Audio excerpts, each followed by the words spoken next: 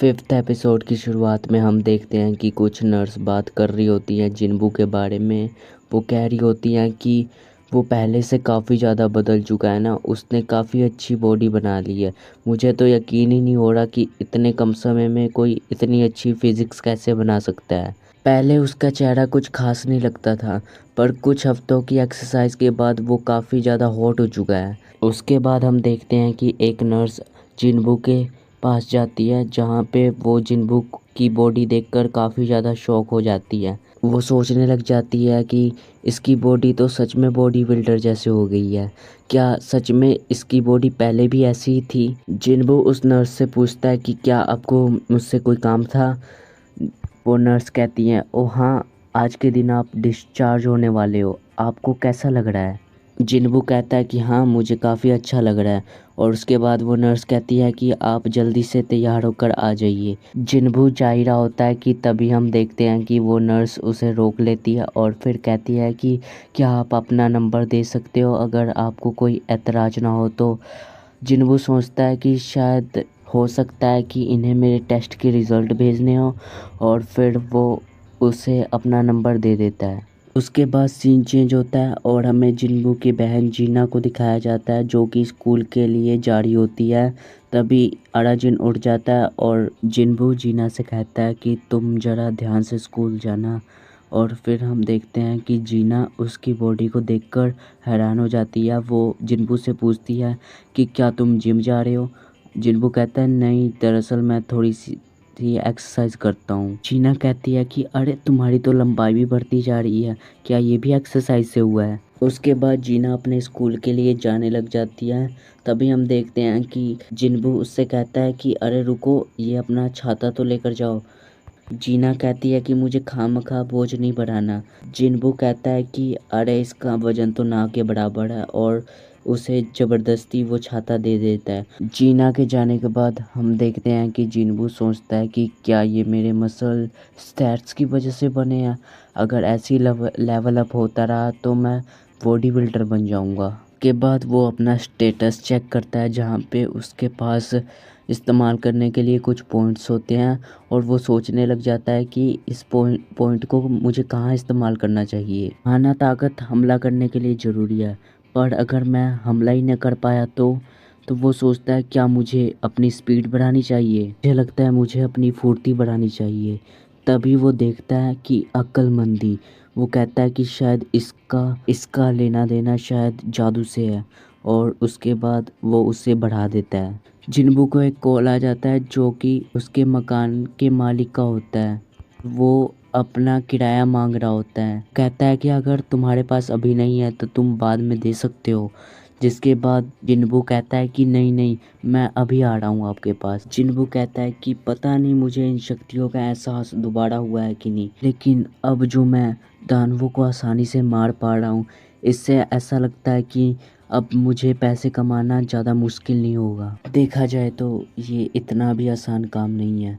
मुझे अच्छे पैसे कमाने के लिए हाई रैंक के गेट से गुजरना होगा, पर कोई ई रैंक के हंटर को वहाँ जाने क्यों देगा? अगर मेरी रैंक बढ़ जाए तो शायद मुझे कोई नहीं रोकेगा, और शायद थोड़ी बहुत पब्लिसिटी भी काम आए। इससे मैं सबसे अलग लगूंगा। ऐसा कोई भी हंटर नहीं है जो लगातार अपना लेवल बढ़ाते हुए आगे बढ़ता जाए। इससे तो मेरे ऊपर बहुत सारी उंगलियां उठेंगी, प्रेस इस बात को ज़रूर उछालेगी, इससे नतीजा कुछ और निकल आए। ये नहीं हो सकता। जब तक मैं खुद की हिफाजत करना सीख नहीं लेता और मैं अपनी ताकत को पहचान नहीं लेता, तब तक ये नहीं हो सकता। उसी वक्त हम देखते हैं कि जिन्बू को एक मैसेज आ जाता है काम के लिए, और फिर जिन्बू वहाँ पे पहुँचता है। जिन्बू के वहाँ पहुँचते ही वहाँ पे उस मिशन का लीडर आ जाता है, और वो कहता है कि मैं हूँ डोंगसंग। जिन्बू कहता है कि मेरा नाम जिन्बू है। वहाँ पे एक बंदा कहता है कि ओ, मैं इसे जानता हूँ, ये तो अपने काम के लिए बहुत मशहूर है, शायद इसका निकनेम इंसानियत का सबसे कमजोर हंटर है। वहाँ पे एक और बंदा होता है और वो कहता है कि क्या किसी का नाम ऐसा भी हो सकता है? डोंगसंग कहता है कि देखो, तुम इनकी बातों का बुरा मत मानना। जिन्बू कहता है कि नहीं, मैं सच में ई रैंक का हूँ, तो कोई परेशानी तो नहीं होगी? नहीं, इससे कोई परेशानी नहीं है, हमें बस अपने टीम के मेंबर पूरे करने के लिए एक बंदे की ज़रूरत थी। देखो मैंने तुम्हें सब कुछ फ़ोन पे बता दिया था, पर मैं फिर से बता देता हूँ। ये एक सी रैंक का तहखाना है, तो हमें अंदर जाने के लिए कुल 8 लोगों की ज़रूरत है, जिसमें से आधे सी रैंक के होने चाहिए। देखो तुम्हें वहाँ लड़ना नहीं है, इसलिए तुम्हें तुम्हारा कोई हिस्सा नहीं मिलेगा। इसके बावजूद हम तुम्हें 20 लाख देंगे। जिन्हों सोचता है कि 4 सी रैंक और 2 ई रैंक वाले हंटर। जिन्हों कहता है कि हाँ मैं समझ गया, मुझे करना क्या होगा। लीडर बताता है कि बस तुम्हें कुछ सामान लेकर चलना है, इसमें खाना है, कुछ कपड़े हैं और थोड़े से हथियार है। जिन्हों पूछता है कि क्या हम बिना हीलर के जा रहे हैं। वो लीडर कहता है हाँ, हम जैसी पार्टी को हीलर मिलना बहुत मुश्किल है और हम सारी रेड बिना हीलर के करते हैं। जिन्हों सोचता है कि एक टीम जिसमें सिर्फ टैंक और तोड़ फोड़ करने वाले लोग हैं, क्या बकवास है। उसके बाद वो लीडर कहता है कि तुम ज़्यादा सोचो मत, बस कॉन्ट्रैक्ट पर साइन कर दो। उस कॉन्ट्रैक्ट पर होता है कि तहखाने में जो भी होगा उसकी जिम्मेदारी हमारी नहीं। और उसके बाद जिन्हों उस कॉन्ट्रैक्ट पे साइन कर देता है। उसके बाद वहाँ पे एक और लड़का आता है जिसका कॉस्ट्यूम काफ़ी महंगा होता है और वो इस टीम को पूरा करने के लिए आता है, और वो डी रैंक का हंटर होता है। और उसके बाद वो सभी गेट के पास पहुंचते हैं, जहां पर वो सभी गेट को देखकर काफ़ी ज़्यादा हैरान होते हैं, क्योंकि गेट काफ़ी ज़्यादा बड़ा होता है। उनमें से एक बंदा कहता है कि तुम घबराओ मत, एसोसिएशन वालों ने 2 बार चेक करके हमें यहाँ भेजा है। ये सच में बहुत बड़ा है, क्या इसमें कोई खतरा तो नहीं होगा ना। जिन्हों कहता है कि गेट का साइज मायने नहीं रखता, इसमें इसके अंदर होने वाले दानव मायने रखते हैं। एसोसिएशन कोई भी काम देने से पहले यही जांचती है। अगर खतरा बी रैंक या उससे ज़्यादा का है तो एक बड़ी गिल्ड उसे संभालती है। वो लड़का कहता है कि जिन्हों तुम इतना कुछ कैसे जानते हो। जिन्हों कहता है कि मैं एक हंटर हूँ, तुम भूल गए क्या। जिन्हों सोचता है कि मैं आज तक कभी सी रैंक के तहखाने में नहीं गया। उसके बाद उनका लीडर कहता है कि तो चलो, तुम सब मेरे पीछे आओगे तो चलें। उसके बाद वो सभी उस तहखाने के अंदर चले जाते हैं। अंदर जाने के बाद जिन्हों कहता है कि अंधेरे से भरा तहखाना, जैसा उस दिन कार्टर टेम्पल था। जिन्हों के साथ चल रहा लड़का जिन्हों से पूछता है कि ये चमकीले स्टोन क्या होते हैं। जिन्हों बताता है कि ये वो स्टोन होते हैं जो इन तहखानों में पाए जाते हैं। इनमें से हल्की हल्की रोशनी निकलती है और इन्हीं की वजह से तहखानों में रोशनी रहती है। वो लड़का कहता है कि माना स्टोन जो किसी मायावी दानव से मिलते हैं, माना स्टोन जो तहखाने की खुदाई से मिलते हैं, चमकीले स्टोन जो कि तहखानों को अंदर से रोशन करते हैं। इन्हें पहचानना तो बहुत मुश्किल है। जिन्हों कहता है कि तुम भी पहचानना सीख जाओगे। काफी ज्यादा आगे आने के बाद भी उन्हें कोई दानव नहीं मिलता, जिसके बाद वो एक जगह पे रुक जाते हैं। ध्यान से सुनता है तो वो कहता है कि वो आवाज़, बेशक वो यहीं पे है, भले ही वो हमारे सामने अभी तक ना आए हो। के बाद सभी अपना तलवार निकाल कर तैयार हो जाते हैं। ये अंधेरी जगह में झुंड में रहने वाले और रोशनी की तरफ बढ़ने वाले जीव होंगे। जिन्हों कहता है कि वो जीव कीड़े जैसे होंगे। सभी डर जाते हैं और कहते हैं कि क्या वो कैसे होंगे, और आवाज़ें तेजी से हमारी तरफ आ रही हैं, वो दिखाई क्यों नहीं दे रहे। उसके बाद जिन्हों कहता है कि सभी ऊपर देखो। उसके बाद हम देखते हैं कि ऊपर से बहुत सारे कीड़े नीचे आने लग जाते हैं, जिसके बाद वो सभी उस कीड़े को मारने लग जाते हैं। वो सभी एक एक करके उन सभी कीड़ों को धीरे धीरे करके मारने लग जाते हैं। जिन्हों सोच रहा होता है कि इनका तालमेल काफ़ी अच्छा है, जाहिर है ये काफ़ी समय तक एक दूसरे के साथ काम कर चुके हैं। हालांकि इनके पास हीलर नहीं है और ये अभी भी काफ़ी कच्चे हैं। जिन्हों सोचता है कि ये काफ़ी अच्छा काम कर रहे हैं, पर कुछ तो गड़बड़ है, और उसकी तरफ एक कीड़ा बढ़ने लग जाता है, जिसके बाद जिन्हों उसे एक लात मार के ही मार देता है। उसके बाद हम देखते हैं कि धीरे धीरे करके वो सभी कीड़ों को मार देते हैं, और आखिर में वो एक कीड़ा होता है जिसको वो लीडर मार देता है। और उसके बाद वो लीडर कहता है कि ये आखिरी था ना, तो चलो फिर हम ऐसे स्टोन ले 7 हिस्सों में बांटते हैं। उसके बाद वो लीडर जिन्हों के पास जाता है और कहता है कि तुमने बहुत अच्छा काम किया, तुमने अगर बताया नहीं होता तो। जिन्हों कहता है कि ये मेरा फ़र्ज़ था। वो कहता है कि तुम्हें वैसे पता कैसे लगा। जिन्हों कहता है कि बस मुझे अंदाज़ा हुआ, चलो जो भी हो उसी की वजह से हम जिंदा हैं। फिर उनमें से एक बंदा कहता है कि मिस्टर डोंगसोक, जल्दी से यहाँ आइए, ज़रा इस निशान को तो देखिए। ये निशान ना तो तलवार के लग रहे हैं और ना ही किसी जादुई वार के। ऐसे ही निशान हमें बहुत सारे दानवों पे मिले हैं। ऐसा लगता है इन्हें किसी ने काट दिया हो। उनका लीडर कहता है कि शायद इनकी जंग किसी और दानव के साथ हुई हो। का लीडर सोचता है कि हो ना हो, ये काम जरूरी किसी बड़े दानव का है। उसके बाद वो सभी आगे बढ़ने लग जाते हैं। जिन्बू के साथ वाला लड़का कहता है कि इतना सारा वजन लेकर इतने लंबे तक खाने में चलना मुश्किल हो रहा होगा, तो मैं तुम्हारी कोई मदद करूं। उसके बाद जिन्बू कहता है नहीं, ये इतना भी भारी नहीं है और बिना लड़े ऐसे मिल रहे हैं, तो इससे अच्छी डील कुछ नहीं हो सकती। जिन्बू सोचता है कि ये कुछ ज़्यादा ही अच्छी डील है, कुछ तो गड़बड़ है। जिन्बू सोचता है कि ये एक अच्छी पार्टी है, वो भी बिना हीलर के, और इनकी टीम भी अधूरी है। के रास्ते में बहुत सारे मरे हुए दानव होते हैं, उन्हें अभी तक एक भी जिंदा दानव नहीं मिलता। वहाँ पे बहुत ही सारे मरे हुए दानव होते हैं, इसका मतलब वहाँ पे कोई बहुत ही बड़ा मॉन्स्टर है। काफ़ी देर चलने के बाद उन्हें बहुत सारे जाले दिखते हैं गुफा में, जिसके बाद वो सभी जालों को धीरे धीरे काट कर आगे बढ़ने लग जाते हैं। उसके बाद वो ऐसी जगह पहुँचते हैं जहाँ पे बहुत ही सारे माना क्रिस्टल होते हैं। वो कहते हैं कि भले इसकी कीमत ऐसे स्टोन जितनी ना हो, पर ये बहुत सारे हैं, इसकी कीमत अरबों में होगी।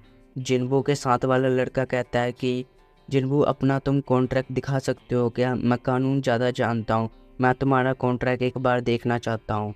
और वो कॉन्ट्रैक्ट देखने के बाद वो बंदा मिस्टर डोंगसोक के पास जाता है और कहता है कि मिस्टर डोंगसोक, इसमें साफ लिखा है कि जीत का इनाम इसे नहीं मिलेगा, जबकि माना क्रिस्टल खुदाई से मिलते हैं, ना कि दानवों से। मिस्टर डोंगसोक कहता है हाँ बिल्कुल, इन सबको हम 8 हिस्सों में बांटेंगे। उससे पहले हमें इस मुसीबत से निपटना होगा। और वहाँ पे गेट का बॉस को दिखाया जाता है।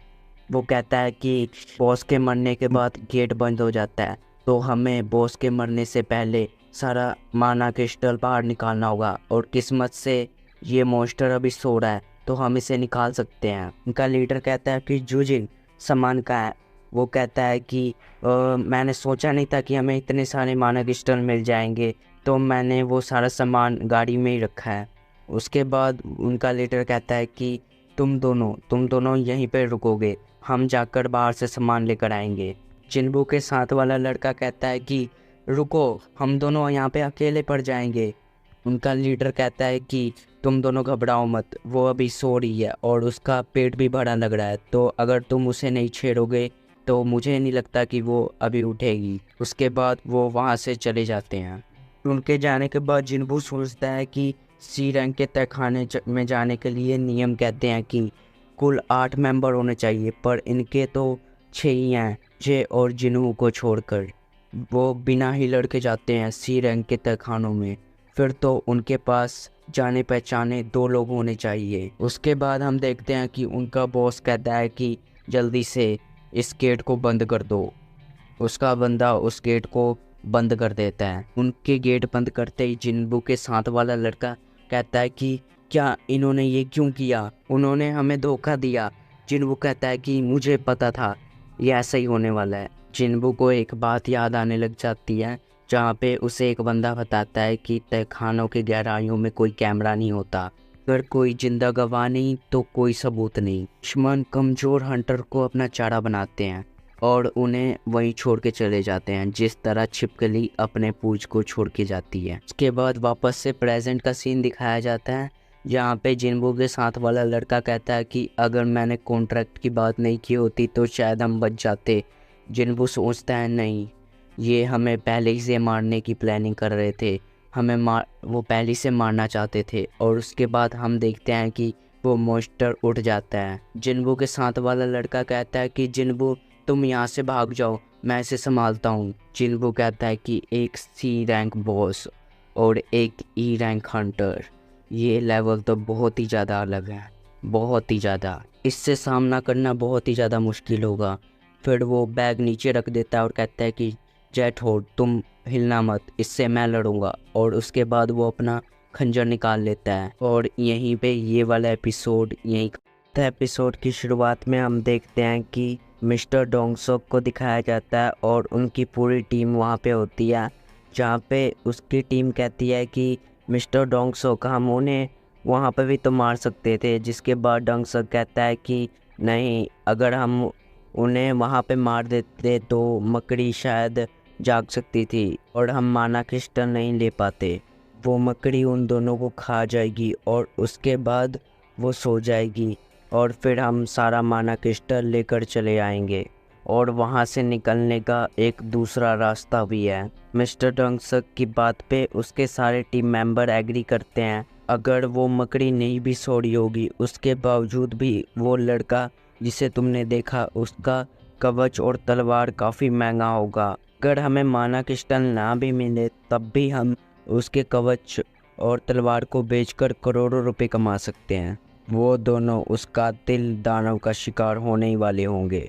जिन्बू के पीछे वाला लड़का कहता है, रुक जाओ जिन्बू, इसको हराने के लिए कम से कम बी रैंक का हंटर होना चाहिए और तुम सिर्फ ई रैंक के हंटर हो, तुम उससे नहीं जीत पाओगे, हमें कुछ और प्लान करना चाहिए। जिन्बू उसकी बात पे एग्री करता है और सोचने लग जाता है कि हाँ, ये सही कह रहा है। पहले तय खाने का बॉस जिससे मैं लड़ा था शायद वो डी रैंक का था, दूसरी बार मिला बॉस शायद उससे भी नीचे का था। यकीनन ये बॉस उन दोनों से कई ज़्यादा ताकतवर है, पर ना जाने क्यों मैं इसको देखकर नहीं डर रहा हूँ और ये काफ़ी ज़्यादा अक्लमंद भी है। ये सब जानते हुए भी मैं बिल्कुल नहीं डर रहा हूँ। लगता है मैं इतना काबिल तो हो चुका हूँ कि मैं सी रैंक बॉस को मार सकूँ। और उसके तुरंत बाद जिन्बू उसके ऊपर हमला कर देता है और कहता है कि मैं ये कर सकता हूँ, मैं इसे मार के ही छोड़ूंगा। और हम देखते हैं कि जो जिन्बू का पार्टनर था वो ये देखकर हैरान हो जाता है कि ये इतना तेज कैसे है। और जिन्बू कहता है कि हमें यूं ही हंटर तोड़ी कहा जाता है, मैं इसे मार दूंगा। उसके बाद जिन्बू और उस मोस्टर के बीच में फ़ाइट होने लग जाती है, जिसके बाद जिन्बू काफ़ी सारे हमले करता है पर उस मॉन्स्टर के ऊपर उसका कोई असर नहीं हो रहा होता। जिन्बू समझ जाता है कि इसका शरीर बहुत ही ज़्यादा मजबूत है, इसके बाहर के शरीर को वो कुछ नुकसान नहीं पहुंचा सकता। अगर जिन्बू को उसका एक भी वार लगा तो जिन्बू की मौत भी हो सकती है। जिन्बू की स्पीड और उसके फाइट करने के तरीके को देखकर उसका पार्टनर काफ़ी ज़्यादा शॉक हो जाता है। उसको यकीन ही नहीं हो रहा होता कि ये ई रैंक का हंटर कैसे हो सकता है। वो कहता है कि कुछ लोग अपनी गलत रैंक बनाते हैं जिन्हें लोग फर्जी रैंकर कहते हैं।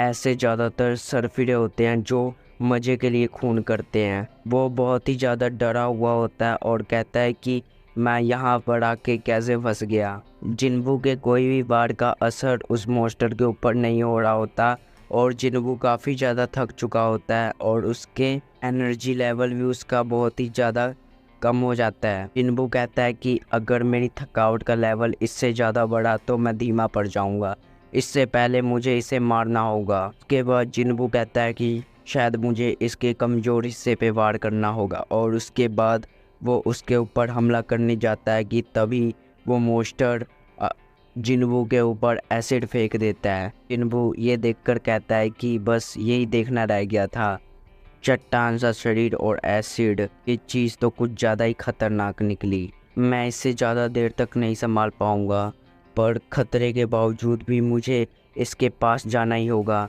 उसके बाद वो डिसाइड करता है उसके पास जाने के लिए। फिर वो अपनी नवे पावर का यूज़ करता है, स्पीड का, और वो अपनी स्पीड को काफ़ी ज़्यादा बढ़ा लेता है और फिर वो उसके ऊपर हमला करना शुरू कर देता है। पर उस मॉन्स्टर के ऊपर जिन्बू के किसी भी हमले का कोई असर नहीं हो रहा होता। जिन्बू कहता है कि अगर एक बार से बात नहीं बनी तो मैं बार बार हमला करूँगा। वहीं दूसरी तरफ उसका पार्टनर सोचता है कि ये कितना ज़्यादा तेज़ है, पर ये उसका सामना ज़्यादा देर तक नहीं कर पाएगा। उसके बाद जिन्बू अपने हमले और भी तेज़ कर देता है, जिसके बाद हम देखते हैं कि जिन्बू का थकावट लेवल और भी ज़्यादा बढ़ जाता है, जिसके बाद वो धीमा पड़ जाता है। वो मॉन्स्टर जिन्बू को मारता है, जिसके बाद जिन्बू काफ़ी ज़्यादा दूर जाके गिरता है। जिन्बू ज़मीन में पड़ा होता है और वो मॉन्स्टर जिन्बू को मारने वाला होता है कि तभी हम देखते हैं कि वो अपनी फुल रिकवरी कर लेता है और फिर वो मॉन्स्टर जैसे ही जिन्बू को मारता है हम देखते हैं कि जिन्बू वहाँ से बच चुका होता है। जिन्बू बचने के बाद जंप करता है और उसके बाद वो उस मॉन्स्टर की एक आंख पे मारता है और उसके बाद वो लगातार उसकी आंख पे मारता ही जाता है और उसकी सारी आंखें फोड़ देता है, जिसके बाद हम देखते हैं कि वो मॉन्स्टर गिर जाता है और इसी के साथ वो मॉन्स्टर वहीं पे मर जाता है। उस मॉन्स्टर के मरने के बाद हम देखते हैं कि जिन्बू का लेवल काफ़ी ज़्यादा बढ़ चुका होता है और उसका जो साथी होता है वो ये देखकर काफ़ी ज़्यादा शॉक होता है कि उसने एक इतने बड़े मॉन्स्टर को अकेले ही मार दिया। वो काफ़ी ज़्यादा हैरान होता है और कोई वजह हो ही नहीं सकती, ये ज़रूर किसी बड़ी रैंक का है। फिर वो जिन्बू के पास जाता है और घबराते हुए कहता है कि बॉस, क्या मैं आपके लिए एसेंस स्टोन उठा सकता हूँ? अगर आप बोलोगे तो मैं और भी सामान उठा लूँगा और फ़िलहाल आप पानी पी लीजिए। के बाद वो फटाफट से एसेंस स्टोन निकालने लग जाता है, जिसके बाद जिन्बू सोचता है कि ये ऐसा बर्ताव क्यों कर रहा है, पता नहीं इसे क्या हो गया है। उसके बाद हम देखते हैं कि उसी वक्त वहाँ पे डंसक की पूरी टीम आ जाती है और वो कहते हैं कि क्या अभी तक तुम मरे नहीं? उसके बाद वो सभी जिन्बू के पास आते हैं। जिन्बू के पास आने के बाद वो कहते हैं कि मुझे नहीं लगता कि ये कोई बॉस है, उन्हें लगता है कि इस मॉन्स्टर को कवच वाले लड़के ने मारा है, इसे तो डी रैंक के हंटर ने ही मार दिया, लगता है ये मकड़ी कुछ ज़्यादा ही कमज़ोर होगी। मिस्टर डंसक उस कवच वाले लड़के से कहता है कि सुनो लड़के, मुझे तुम्हारा ये कवच पे दिल आ गया है, तुम ये कवच मुझे दे देते हो तो मैं तुम्हें छोड़ दूंगा। तुम्हारा बाप यूजिन कंपनी का मालिक है, तो सही कह रहा हूँ ना मैं तुम्हें एक मौका देता हूँ, तुम वो संघ को मार दो। अब तक तो तुम समझ ही गए होगे, हम इस जैसे नकारा को अपने फ़ायदे के लिए इस्तेमाल करते हैं, अपने चारे के लिए। अगर तुमने इसे नहीं मारा तो हम तुम्हें मार देंगे, तो इसलिए तुम्हें अब हमारा साथी बनना होगा। मिस्टर डंसक सोचता है कि इस लड़के ने अपनी कवच के मदद से इस बॉस को मार दिया, इसको हराना मुश्किल होगा। और उसके बाद वो कहता है कि अगर तुमने उसे नहीं मारा तो हम तुम दोनों को मार देंगे। वो कहता है कि तुम इतना मत सोचो, तय खाने की बात तय खाने में दफन हो जाती है। तुम डी रैंक के हो और तुम ई रैंक के चूजे से डर रहे हो। और उसके बाद हम देखते हैं कि वो अपनी तलवार लेकर आगे बढ़ने लग जाता है और फिर वो जिन्बू के सामने आता है और उसके बाद हम देखते हैं कि वो जिन्बू के मारने की बजाय मिस्टर डंसक के ऊपर तलवार आगे कर देते हैं। मिस्टर डंसक कहता है कि तो तुमने सोच ही लिया है, तुम इसका साथ दोगे? वो कहता है कि क्या तुमने कभी किसी की जान ली है? और वहीं हम देखते हैं कि जिन्बू को एक नोटिफिकेशन आता है, उसे एक अर्जेंट मिशन मिलता है जिसमें उसे 6 लोगों को मारना होगा। उसी वक्त हम देखते हैं कि वो जिन्बू के साथी के ऊपर हमला कर देते हैं, जिसके बाद जिन्बू उसे हटा देता है, जिसके बाद वो हमला जिन्बू को लग जाता है, जिसके बाद जिन्बू काफ़ी ज़्यादा दूर जाके गिरता है और बहुत ही ज़्यादा बुरी हालत में होता है। सबको लगता है कि अब वो मर चुका है, पर हम देखते हैं कि जिन्बू अभी भी ज़िंदा होता है और वो सोचता है कि मैं कैसे भूल गया कि मैं एक ऐसी दुनिया में हूँ जहाँ पे कमज़ोरों के लिए कोई जगह नहीं। ये नफ़रत, धोखे और चालबाज़ी से भरी दुनिया है। मैं ये कैसे भूल सकता हूँ, मैं ये कैसे भूल सकता हूँ? जिसके बाद उस हाँ, सब कुछ उसे धुंधला दिखाई देने लग जाता है और हम देखते हैं कि अब मुझे कोई परवाह नहीं, लापरवाही, ओवर कॉन्फिडेंस। और हम देखते हैं कि सिस्टम उसे कह रहा होता है कि उन सबको मारने के लिए वो कहता है कि क्या मुझे ज़िंदा रखने की कोई वजह है? ना तो कोई ये इत्तेफाक है और ना ही कोई एहसान। सिस्टम मुझे ज़िंदा रखना चाहता है। जिसके बाद हम देखते हैं कि वो उठने लग जाता है और ये देखकर मिस्टर डोंगसा कहता है कि क्या तुम अभी ज़िंदा हो?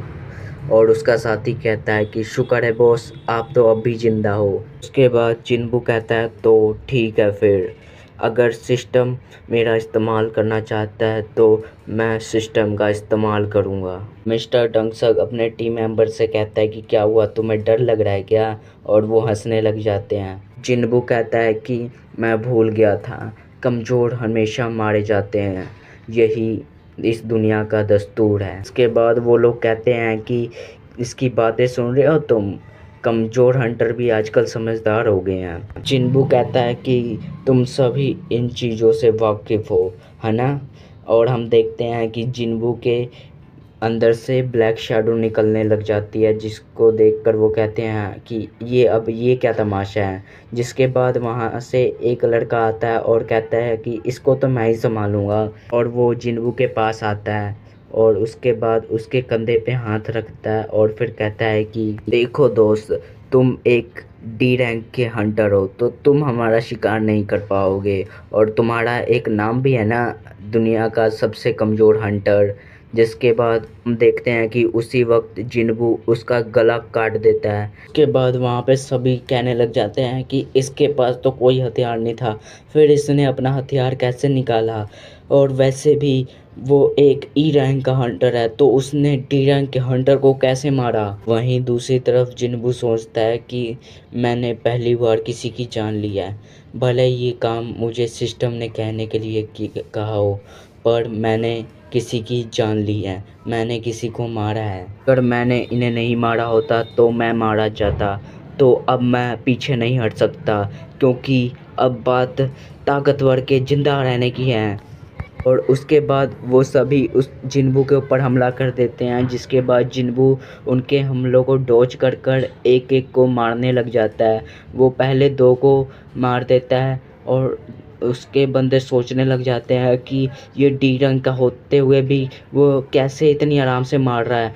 वो 2 जनों को मार चुका, पहले ही 3 जनों को मार चुका होता है। देखते हैं कि और वो चौथे बंदे को भी मार देता है, और उसके बाद 5वां बंदा उसके ऊपर हमला करता है, जिसके बाद जिन्बू उसे डॉज करके उस 5वें बंदे को भी मार देता है। जिन्बू का साथी कहता है कि ये ताकतवर है, ये उस दानव से भी ज़्यादा ताकतवर है। और वहीं दूसरी तरफ मिस्टर डंगसक कहता है कि इसने मेरी टीम के मेंबर्स को पल भर में ही मार दिया, ये बहुत ताकतवर है। मिस्टर डंगसक कहता है कि माना मैं सी रैंक हंटर हूँ, पर मुझे इन जैसा कभी मत मानना। और उसके बाद वो अपने शरीर को ताकतवर बना लेता है और सोचता है कि ज़रूर इसकी पावर, स्पीड और इसकी तलवार में खासियत होगी। मैं अपने शरीर को स्टील जैसा मजबूत बना लूँगा तो ये फिर मेरा कुछ नहीं बिगाड़ पाएगा।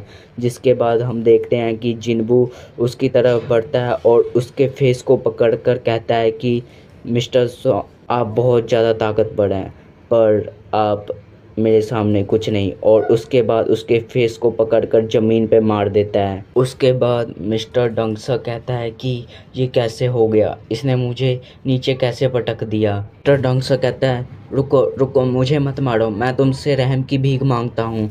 तुम्हें क्या चाहिए, मैं तुम्हें सारे माना क्रिस्टल देता हूँ, और क्या तुम्हें इससे भी कुछ नहीं चाहिए तो मैं तुम्हें 3 गुना कीमत दूंगा।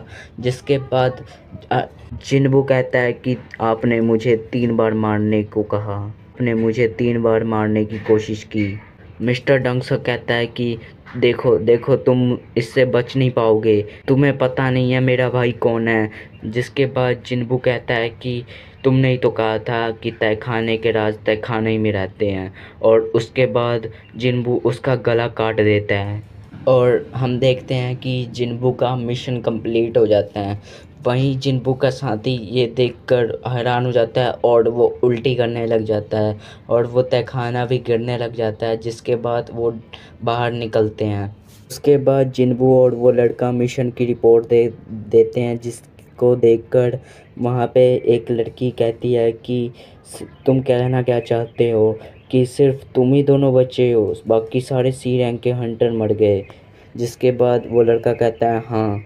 फिर वो लड़की कहती है कि ये तो वही कवच है ना जो मार्केट में नवा आया है, तो ज़रूर तुमने ही उसे मारा होगा, और ये ई रैंक का हंटर ज़रूर कहीं छुपा होगा। और इसी के साथ हम देखते हैं कि ये वाला एपिसोड यहीं